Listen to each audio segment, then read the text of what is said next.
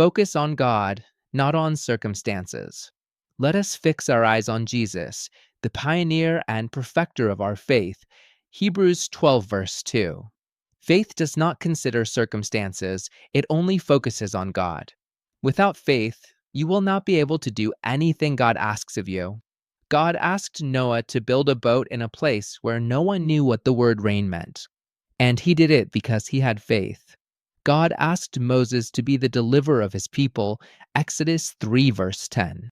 God asked Joshua to cross the Jordan River with all his people, Joshua 1, verse 2. How could he do that without a bridge or boats? All these people did great things for God because they had faith. Everything God asks of us is humanly impossible. And if it were possible and we could do it without his help, then it would not come from God. For anything God asks you to do, you will need to depend on him. You will need faith.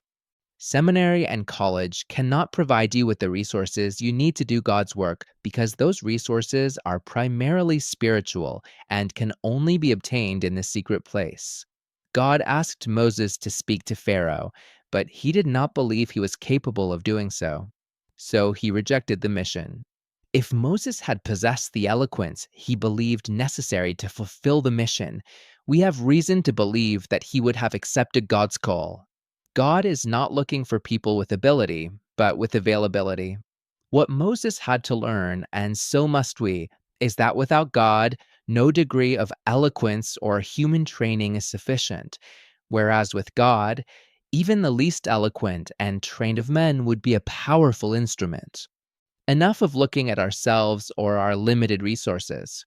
If you think you can do what God asks of you according to your abilities and relying on your own strength, then you will fail. And if you can do it without faith and without God's help, then what you did is not something God asked you to do. Never evaluate God's requests in light of your possibilities. The mission that comes from God is a mission that is humanly impossible. It will take faith and help from heaven to accomplish it. The disciples' budget was not enough to feed 5,000 people, but they did it. With money or with faith. Joshua and his people crossed the Jordan River with boats or with faith. The Israelites conquered the promised land with an army or with faith. Moses led the people of Israel out of Egypt with a sword or with faith. Do you see? The impossible becomes possible when you have faith.